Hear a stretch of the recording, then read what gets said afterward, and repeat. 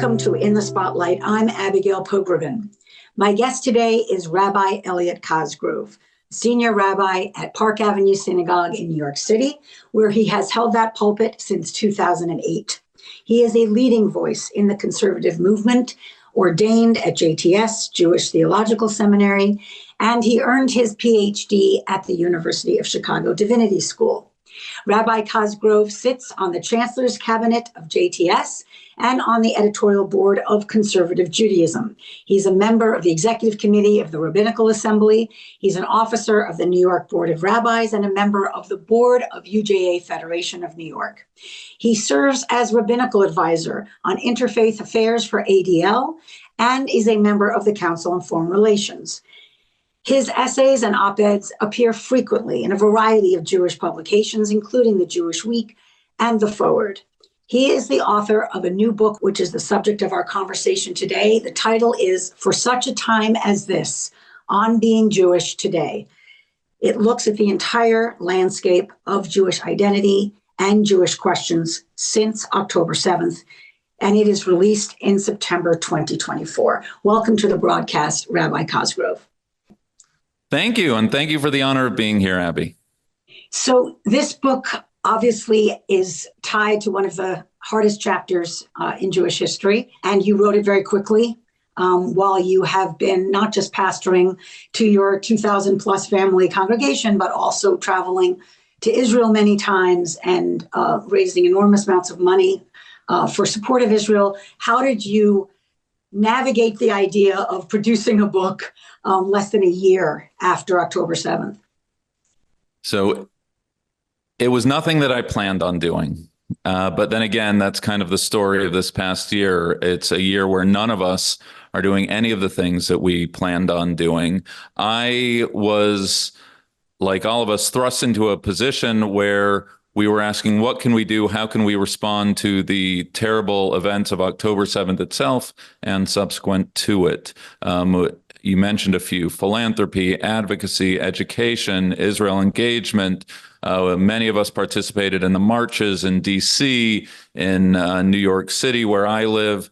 And I was teaching and preaching and finding myself in a public advocacy role in the press as well. And a publisher reached out to me, really, HarperCollins, Sarah Peltz, who gave me this extraordinary opportunity, who said, Elliot, you seem to have found your voice on this issue. There was actually a newspaper article called Wartime Rabbi, which sounds a little more ominous than it was, but just there are certain moments where we step up to the plate and respond to the urgencies of the hour. And that's really the story of a project that I didn't enter this year thinking I would do, and I sat down based on some material that I had written, some ideas that I was preaching at the time, and some anticipating some direction for the future. And in a way, I'm still trying to make sense of from in the spring of 2024, with the help of a lot of support, got this book done. And it is a beautiful book. It's in many ways a sobering book, I would say, about the state of play for Jewish identity and obviously connection to Israel right now. I want to just go to the title for a minute. You just said in your last answer, responding to the urgency of the hour. And, you know, every rabbi did. But obviously, for those of us, particularly in the New York area, who heard your voice and turned to your voice for wisdom, for anchoring, for comfort and sanity many times, there is a theme or through line of this book that talks about stepping up, that talks about answering the moment and not sitting it out and not feeling like you have no role to play and no contribution to make. Can you talk about the Esther story, which obviously figures prominently and is the reference for the title? Thank you. And that's exactly on point. The name of the book is from the 4th chapter of the Book of Esther. And I rabbis, this is what we do. We find some historical precedent in the biblical text that speaks to our moment with relevance. And for me, the image that kept coming back to me was the scene from the Book of Esther, which is found in the 3rd section of the Hebrew Bible, where Esther has made a deal, as it were, that she's hidden her Jewish identity to enter into the king's palace, and she has risen to the highest ranks of power. And Haman's wicked plan to destroy the Jews is imminent. And Esther's uncle, Mordecai, approaches her by way of an emissary and says, "Do not imagine that you of all Jews will escape with your life by being in the king's palace." Meaning, Esther, right, you're part of our people, and concludes his impassioned speech saying, "And who knows, perhaps you, Esther, have attained to royal position for such a time as this." Meaning, Esther, maybe this is exactly the moment that you've arrived at this station in life when your people are in need. And it's at that moment that Esther leverages her position, her Jewishness, and I think her womanhood in order to become the savior of our people during that urgent hour. And for me, that Esther moment of how are we going to respond in our hour of need, it speaks to us oftentimes, speaks to us personally, it speaks to us nationally, and it certainly speaks to us in such a time as this. And one of the responses you had in your Esther moment, and I know there were several, but one that got a great deal of attention was actually making the decision to raise money on Shabbat from the bimah. And that was a very memorable sermon, and it was a very memorable result. Can you just give our viewers just an encapsulation of what made you decide to take that step, which I think for you was unprecedented? Yeah, certainly to raise money quite so directly on the Sabbath, which would be unthinkable in other circumstances. I believe that the urgencies of the hour demanded it. It was in the days immediately following. Some of your viewers might recall there were all sorts of Israel emergency campaigns for the displaced families, for the families who were victims of violence, to support. This was all disaster relief at that moment. And many of us felt, what could we do? I wasn't in a position to determine whether it should go to displaced families, to trauma relief, to whatever it was, but a UJA established an emergency Israel campaign. I felt they were positioned to be that centralized body. And it was an Esther moment. It was for such a time as this. I don't know how to say this other than just to say it.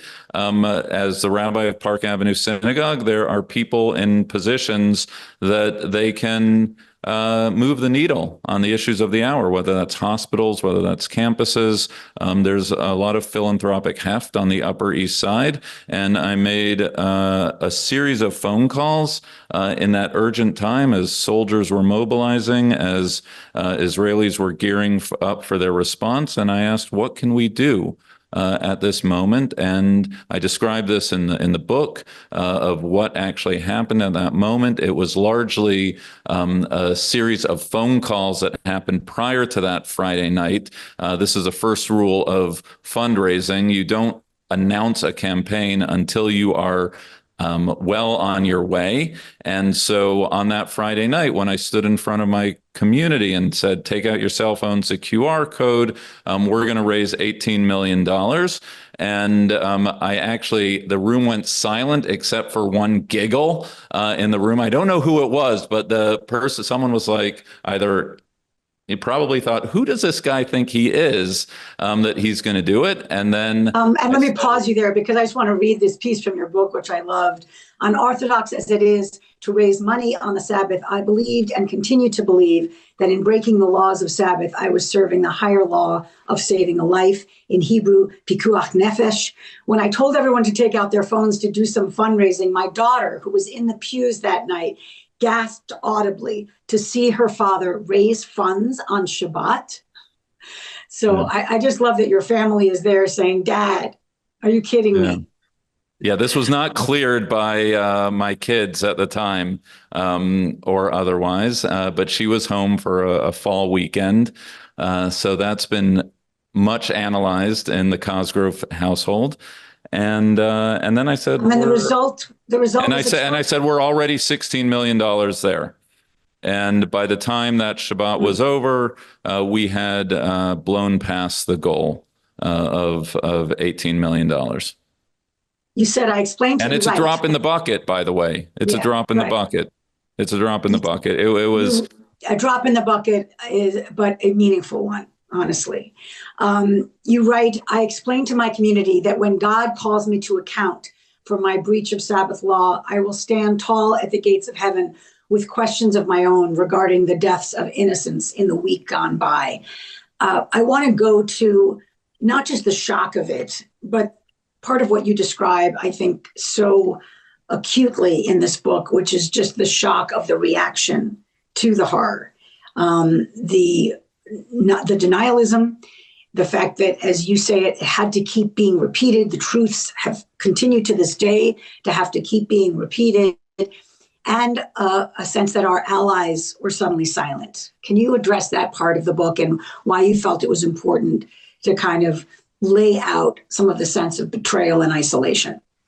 Yeah, and I just want to begin on the first part, which is just clergy, and it's not just me. It was anyone who was serving a North American community at the time. We were going through trauma ourselves, right? Everyone just assumes, well, that's part of the rabbinic job to help people go through trauma, whether it's a death of a friend or a hospital visit. We are flesh and blood too. So as we are helping the community manage a moment of pain, whether or not we personally have family in Israel going through trauma, being called up to the IDF, or otherwise, we ourselves are navigating those treacherous waters.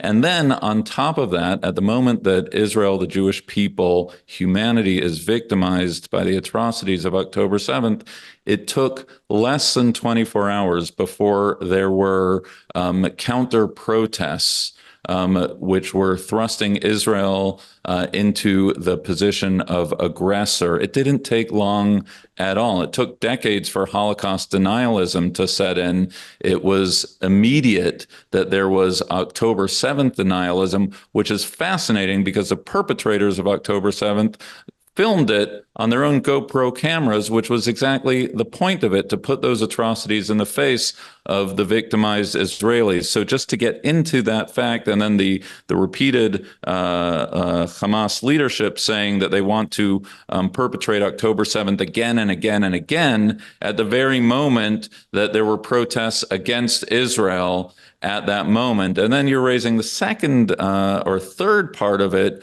which is the silence of our friends, right? And we can do a deep dive on this about what was the nature of the Jewish community's relationship to progressive communities, you know, some noble organizations, be it AJC or ADL or other groups who have invested incredible resources and time into bridge building with whether it's a Latino community, the Black community, the interfaith community. And at that very moment when Jewish lives were at stake and vulnerable, the very people to whom we would hope would name, who had named that gay lives matter, that Black lives matter, that women's lives matters, somehow found themselves unable to say that Jewish lives matter just as loudly.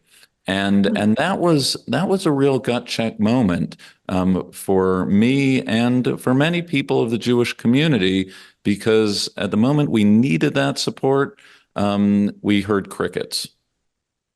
And that was a cold bucket of water. I'm glad that you mentioned that clergy were themselves in trauma and having to navigate that while having to react pastor support.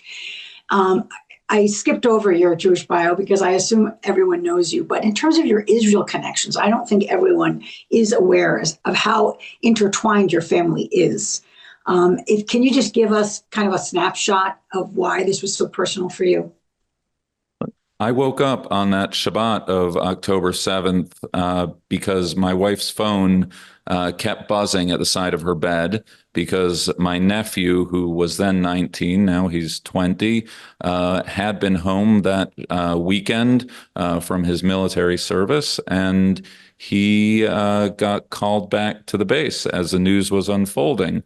And so this was not a news flash that I got on my iPhone. This was a family member who was called into service. So my first cousins, my family, aunts, uncles, and otherwise live in Israel. And so it's not just some oblique global sense of family. It actually is family who live in Israel who are being directly impacted by the events of October 7th and the subsequent war. So these are family group chats. They're not, just some random group chat I'm on. And just in terms of your childhood, seems like it really took hold early from your first trip. Were you 8 years old? Am I right? Yeah, I was 8 years old. And for me, being Jewish was and remains tied into a connection to the land, inseparable. And so what I do in order to establish the historic connection is I talk about the personal connection I have with Israel in the book. And what I explain is for as long as I have memories of being in Israel. My very first trip internationally was to Israel with my father. It was a father-son trip when I was 8 years old, and those memories remain with me to this day of a kosher hamburger at McDavid's, of seeing people who were my family, who spoke Hebrew as their first language, to know that if it wasn't for a professional decision my father took to go from England to Los Angeles, it could have very well have been England to, he's a physician, to Israel, right? That could have been my life. That could have been my life to live in Israel. And then trips when in my teen years and in my college years, and a gap year after college where I met my wife, and subsequent years of study in Israel when I was able to spend time living and learning in Hebrew. Those were, to say they're formative really undersells it. It's a constituent part of my being. And to this day, my wife and I, it's that struggle of where a Jewish life is most fully lived in Israel or elsewhere animates my very being. So you have actually, I think, been braver than some in terms of addressing what is sometimes the elephant in the room, which is the discomfort that some Jews have with the loss of life on the Palestinian side. And I just want to quote, this is part from a sermon that you gave April 20th, and this idea is also in the book in a chapter you called Empathy or Revenge. I think it's one of the most important chapters. And this is from the sermon. You asked, can we advocate for Israel and express compassion for Palestinians? Is it possible to mourn both the loss of Israeli and Palestinian life? Are we a people of empathy or vigilance, compassion or vengeance? I think many American Jews are struggling with that right now. I know they are. How did you decide to thread that needle in this book, and frankly, with your own compass? Yeah, this is playing out very actively in Jewish politics here in the States, and I think it needs to be rejected flatly. And I don't think it's me. I actually think it's built into the tradition. I think the most known book of the Jewish people is not the Hebrew Bible or the prayer book. It's the Passover Haggadah, the story we tell. Some people open up that book and they say, we were once strangers in a strange land, therefore we shall treat the other with empathy. And some people open up that book and say, in every generation, someone arises to destroy us, and therefore we must be vigilant. The point is not whether you, Abby, read it one way and I read it another way. The point is they're both built into the double helix of the Jewish DNA, and they're both valid, authentic expressions of what it means to be a Jew. And so anyone who walks this earth saying somehow empathy for the other, even the other who tried to take our own lives, as the Egyptians did when we left Egypt, and God castigated the Israelites as we crossed the sea for singing, and God's creation, the Egyptians themselves were destroyed. And God said, how can you sing when my creation, those very people who oppressed the Israelites, were destroyed? That sentiment is built into who we are as a people. And just to go back to the Seder, so too the idea that we have to protect ourselves. We have to be unrepentant about the defense of Jewish lives, right? These are not either ors. These are both ands. And so when I speak about Israel's right to self-determination, to self-defense, to make sure October 7th never happens again. And I weep tears over every innocent Palestinian who is killed. I don't see the binary as others do. I actually see that as the most authentic expression of what it means to be a Jew today. And part of the goal, if not, I think the goal of this book, is to try to break that logjam in the Jewish conversation. But Rabbi Cosgrove, I want to push back on that a little bit, because you have your bona fides pretty well set and esteemed and trusted as being a pro-Israel rabbi. And I would say that if I watch, there is a certain risk in confessing any discomfort around Palestinian suffering, because sometimes our fellow Jews almost sniff out a sense that you're not really with us, that you're not on the right side. So I guess I want to ask you to sort of pastor to those who feel there's some peril in what you just described that should not be binary, who feel like our community often is making it so, that even just to have that sense of disquiet is somehow to say you're not standing in the right place with our people fully. Look, who knows? Maybe it's for just a moment like this that I've arrived at a position as I have, right? I do not let that conversation enter into my synagogue.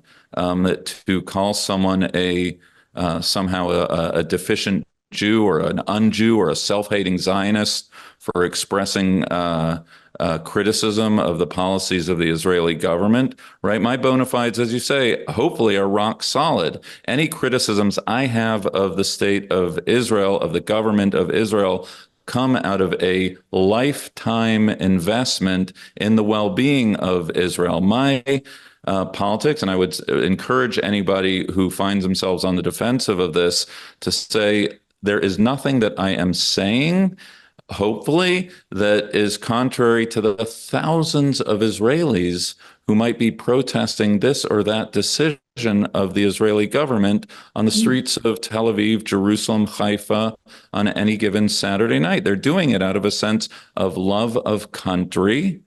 And I believe that tactically, and this might be an important distinction that you're naming, tactically, the criticisms of the Israeli government have to be framed from a place of love. It has to be because I think that is a foot fault. I think that is something that critics of the Israeli government need to feel in the soul of in the manner by which it's expressed. That criticism in the context of love is kosher. It dovetails with what you're talking about, the chapter called The Generational Divide. And I absolutely love the conversation that you relate that you had with your daughter Lucy's friend Maya. I know it was also part of a sermon that I recommended to everyone And it again gets to some of these issues, but you take on what we have seen, which is that any of us who have kids in their 20s are being buffeted by the moment. Can you just, I know we're running out of time, but kind of a little bit just summarize the Maya conversation and why you think it's important in your book? So the Maya conversation has the benefit of being true. It really did happen, and it was one of my daughter's college-age friends. I'm the father of 4 college-age or thereabout kids, Wonderful. and I will now attest. now are young adults with opinions of their own, and very much shaped by their friend groups and shaped by their own voices, powerful voices that they have. And I find that back to your question, there is an urge of an older generation whose points of reference might be 67, 73, maybe a second generation Holocaust generation, who see criticism of Israel as somehow a betrayal of the cause. And that's hard. But you cannot blame someone for the time into which they are born. If you have grown up in a time, if you are 20 years old, the only prime minister you know of Israel is Bibi Netanyahu. If you are 20 years old, the only Israel you know is one with an active settlement policy in the West Bank. The David and the Goliath are Israel as a Goliath. And you and I both know, Abby, that sometimes the most important parenting tactic in our repertoire of tactics is to sit on your hands and not respond by wagging your finger, castigating, or telling someone that they are betraying the cause.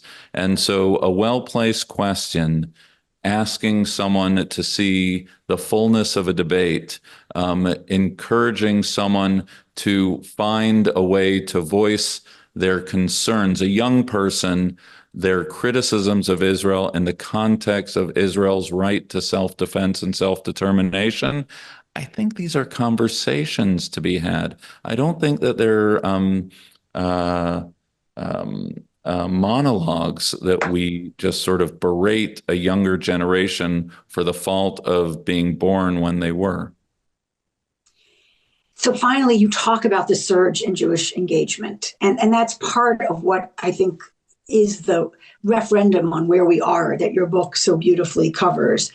How are you seeing that play out? Obviously, people are buying Mogen David, they're wearing the hostage dog tags, they are showing up in greater numbers at your synagogue, at all synagogues.